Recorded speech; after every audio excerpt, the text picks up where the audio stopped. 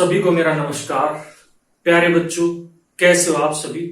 Team exam career की तरफ से आप सभी का हार्दिक अभिनंदन और स्वागत करता हूं। आज का टॉपिक हिंदी व्याकरण से संबंधित है। समास की वीडियो लेकर उपस्थित हूं सभी के सामने, तो सभी छात्र ध्यान देंगे। बगैर किसी विलंब के वीडियो की शुरुआत करते हैं, ध्यान दीजिएगा। समास। समास शब्द का अर्थ है, इस शब्द के यदि हम अर्थ को देखें तो समास शब्द का अर्थ है संक्षिप्तीकरण या छोटा रूप।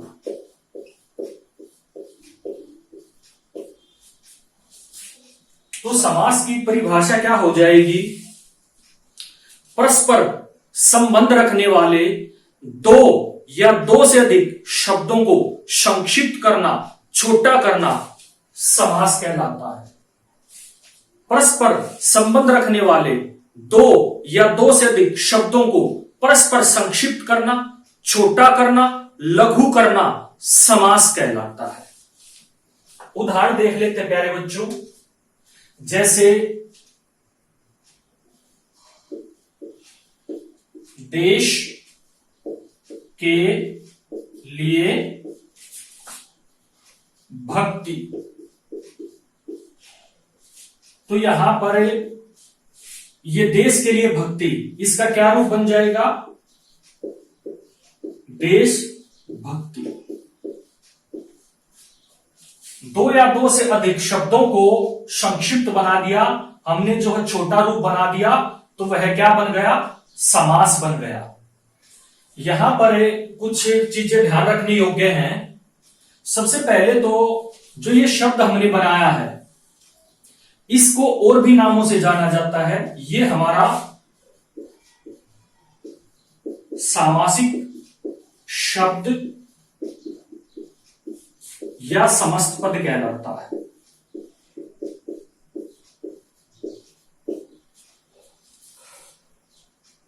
तो आगे चलते हैं। इसके बाद है, ये तो गया हमारा समास। इसके बाद है समास विग्रह। विग्रह होता है टुकड़े करना, अलग अलग करना। जब इस सामासिक शब्द के हम पुनः टुकड़े कर देंगे इस रूप में, तो वह समास विग्रह बन जाएगा। जैसे ये शब्द है हमारा देशभक्ति, ये सामासिक शब्द है, समस्त पद है। जब इस समस्त पद के हम टुकड़े कर देंगे तो वह क्या बन जाएगा? समास विग्रह कहलाएगा वह। जैसे देश के लिए भक्ति। अब इसमें एक चीज और ध्यान रखने योग्य है। समास में मुख्यतः दो पद होते हैं। एक तो होता है पूर्व पद और दूसरा होता है उत्तर पद।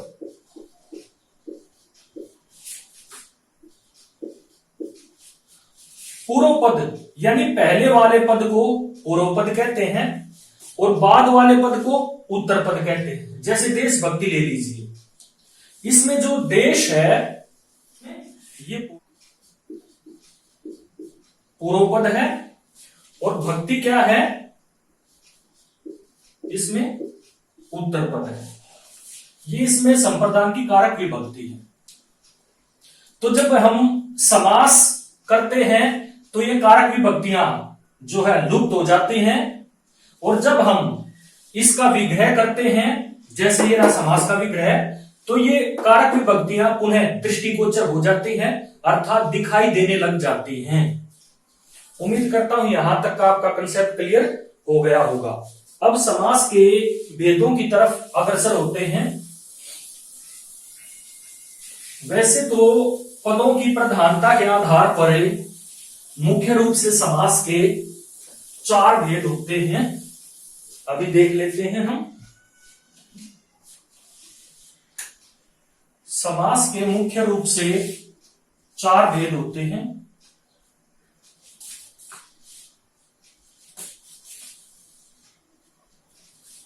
यदि हम पदों की प्रधानता के आधार पर इनको बांटे तो सबसे पहला अव्ययीभाव समास, इसमें पूर्व पद प्रधान होता है।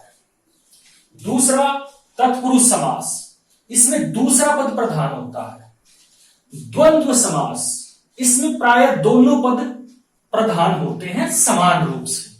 बहुव्रीहि समास, बहुव्रीहि समास में प्रायः अन्य पद प्रधान होता है। तो इस प्रकार हम कह सकते हैं कि पदों की प्रधानता के आधार पर समास के मुख्य रूप से 4 भेद होते हैं। कुछ विद्वान जो है अन्य 2 भेद भी मान लेते हैं जो कि तत्पुरुष के अंतर्गत आते हैं। वह कौन कौन से हैं? कर्मधारय समास,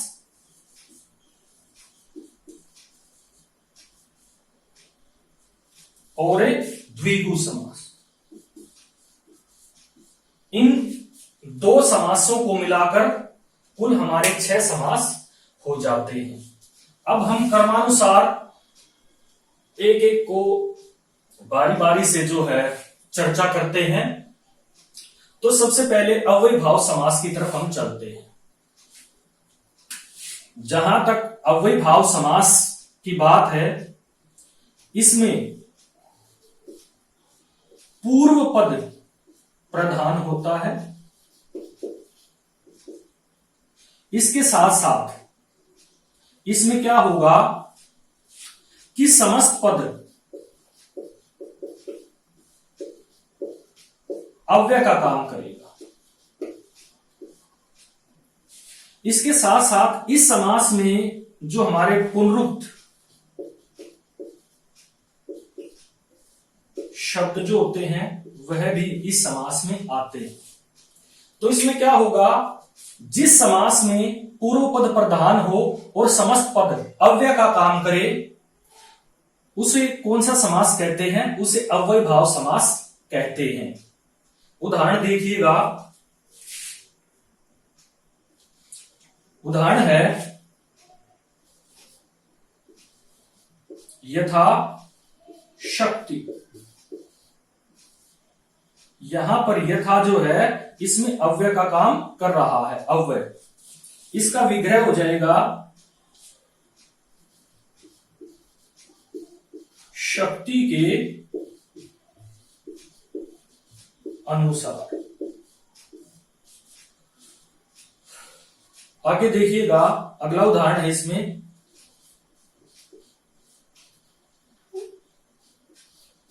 आजीवन।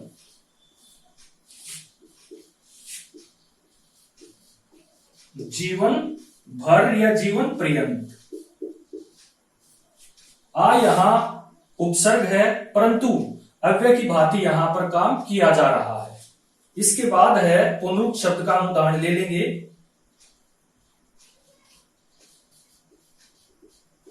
दिनों दिन।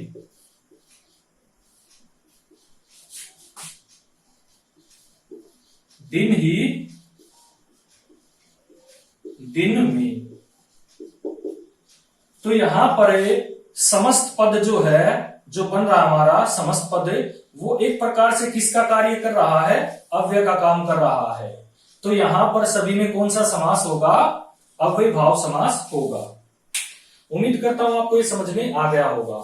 अब जो है हम दूसरे समास की तरफ चलते हैं। तत्पुरुष समास। जिस समास में दूसरा पद प्रधान हो वह कर्ता कारक की विभक्ति तथा संबोधन कारक की विभक्तियों को छोड़कर शेष सभी विभक्तियां सामासिक शब्द बनाते समय लुप्त हो जाएं तथा समास का विग्रह करते समय दिखाई देने लग जाएं, उसे कौन सा समास कहते हैं? उसे हम तत्पुरुष समास कहते हैं। इसमें हमने 2 विभक्तियां छोड़नी है। सबसे पहले कर्ता कारक की विभक्ति, उसके बाद संबोधन की विभक्ति। शेष जो हमारी 6 बच जाते हैं उनमें से उन्हीं जो विभक्तियों पर जिसकी विभक्ति लुप्त होगी सामासिक शब्द बनाते समय, उसी के आधार पर इसका नाम रखा जाता है। उदाहरण के रूप में जैसे कि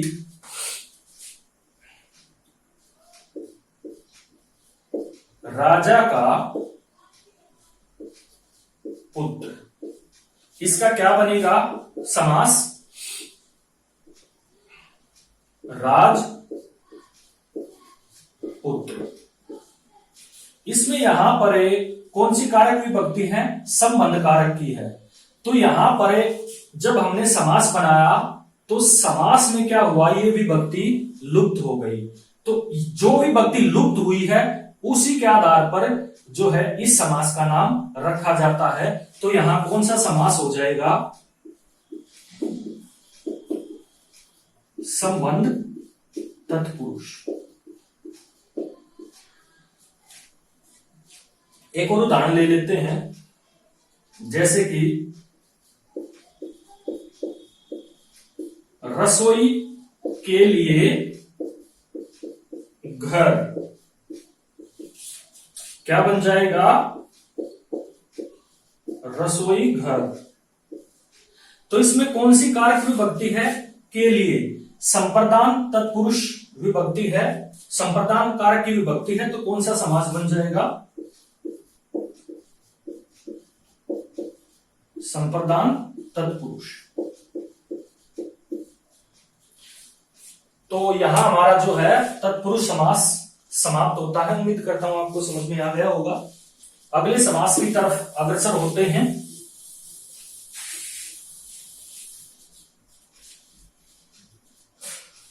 जो है समास के, तत्पुरुष समास के जो पुनः 2 भेद थे उनकी तरफ हम चलते हैं। सबसे पहला कौन सा था हमारा, कर्मधारय समास।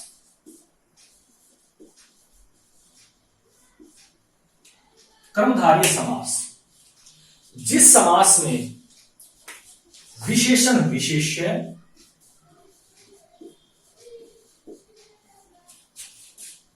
विशेष्य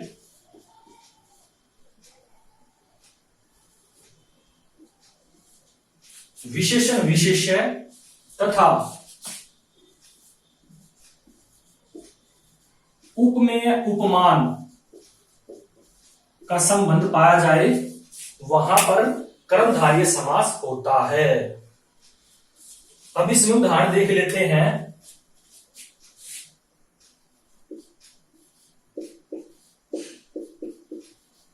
नीलगाय, नीलगाय, इसका विग्रह क्या होगा,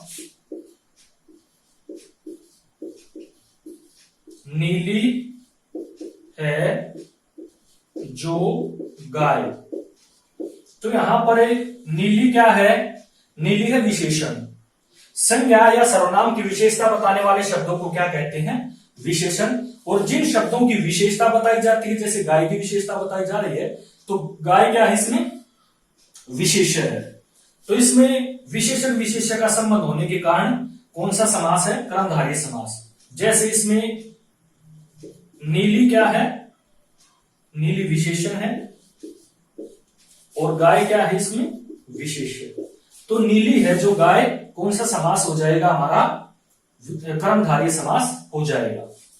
अब एक जो है उपमेय उपमान का भी एक उदाहरण ले लेते हैं। इसमें है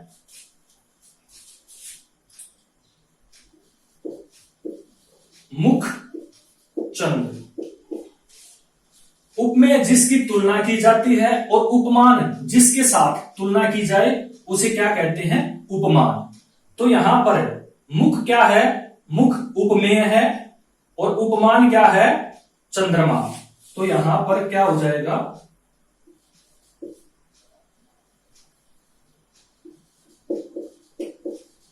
चंद्रमा के समान मुख, चंद्रमा के समान मुख, ये विग्रह हो जाएगा। अब यहां पर उपमेय क्या है, मुख, और उपमान क्या है, चंद्रमा। तो इस प्रकार कौन सा समास हो गया हमारा, ये समास हो गया हमारा जो है कर्मधारय समास। एक एक उदाहरण और ले लेते हैं, जैसे कि नील कमल, नीला है जो कमल, कौन सा समास हो गया यहां भी जो है, कौन सा समास, कर्मधारय समास हमारा हो गया विशेषण विशेषण के संबंध के कारण। कमल के समान नयन, जैसे राजीव लोचन कह लें या कमल नयन कह ले, एक ही बात है। कमल के समान नयन, नयन यहां क्या है, उपमेय है, और कमल क्या है यहां पर, उपमान। तो यहां भी कौन सा समास होगा, कर्मधारय समास होगा। अगले समास की तरफ चलते हैं, द्विगु समास।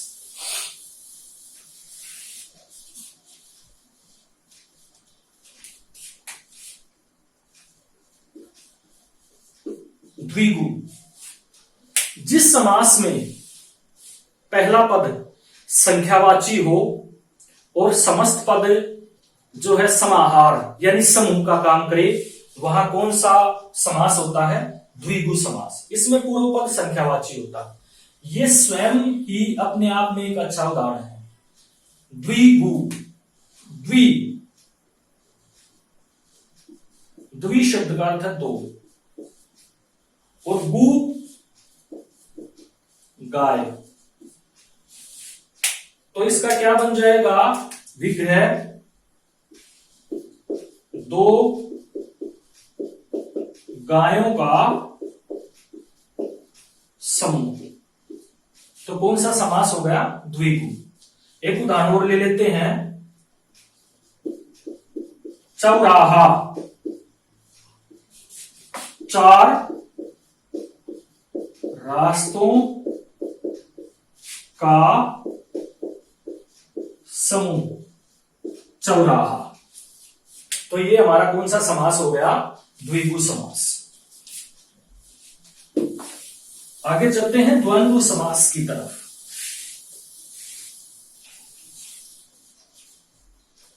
जिस समास में दोनों पद समान रूप से प्रधान हो,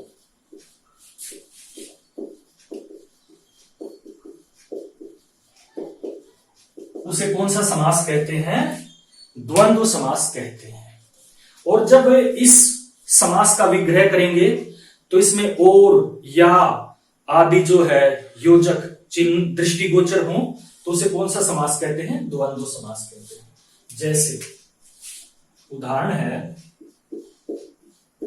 माता पिता, इसमें दोनों पद समान रूप से प्रधान है, विग्रह हो जाएगा माता और पिता। इसके बाद है रुपया पैसा, विग्रह हो जाएगा रुपया और पैसा।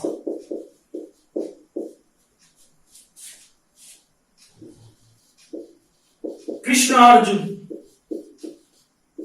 कभी कभी सम्मिलित रूप से भी मिल जाते हैं इसमें पद, कृष्ण और अर्जुन। तो यहां दोनों पद ही समान रूप से प्रधान है, तो कौन सा समास होगा, यहां द्वंद्व समास होगा। अब चलते हैं बहुव्रीहि समास की तरफ।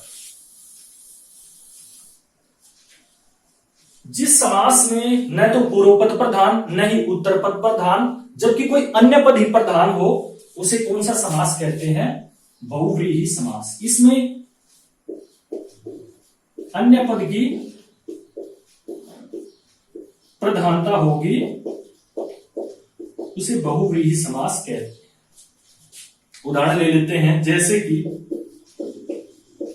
नीलकंठ, विग्रह होगा नीला है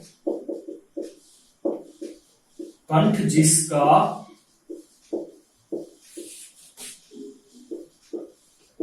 अर्थात शिव, भगवान शिव के लिए जो है नीलकंठ रूढ़ हो गया है।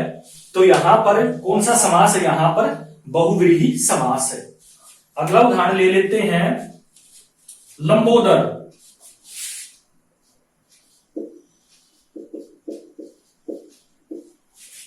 इसमें विग्रह हो जाएगा, लंबा है उदर, उदर यानी तेह, जिसका अर्थात कौन, गणेश। भगवान गणेश के लिए ये लंबोदर रूढ़ हो गया है। वैसे तो देखो बढ़े हुए पेट बहुत से व्यक्तियों के हैं, लेकिन मुख्य रूप से किसके लिए रूढ़ हो गया है, ये भगवान गणेश जी के लिए रूढ़ हो गया है। ये अन्य पद प्रधान है, तो कौन सा समास होगा यहां पे, बहुव्रीहि समास होगा। तो बच्चों यहां पर हमारे समास समाप्त हो जाते हैं। एक बार पुनरावृत्ति कर लेते हैं। अव्यय भाव समास, जिस समास में पूर्व पद प्रधान हो वह समस्त पद अव्यय का काम करे उसे अव्यय भाव समास कहते हैं। तत्पुरुष समास, जिस समास में दूसरा पद प्रधान हो और कर्ता कारक तथा संबोधन कारक की विभक्तियों को छोड़कर समास सामासिक शब्द बनाते समय शेष विभक्तियां, कारक विभक्तियां जो लुप्त हो जाए उसे तत्पुरुष समास कहते हैं। इसमें कौन सा पद प्रधान होता है, दूसरा पद प्रधान होता है इसमें।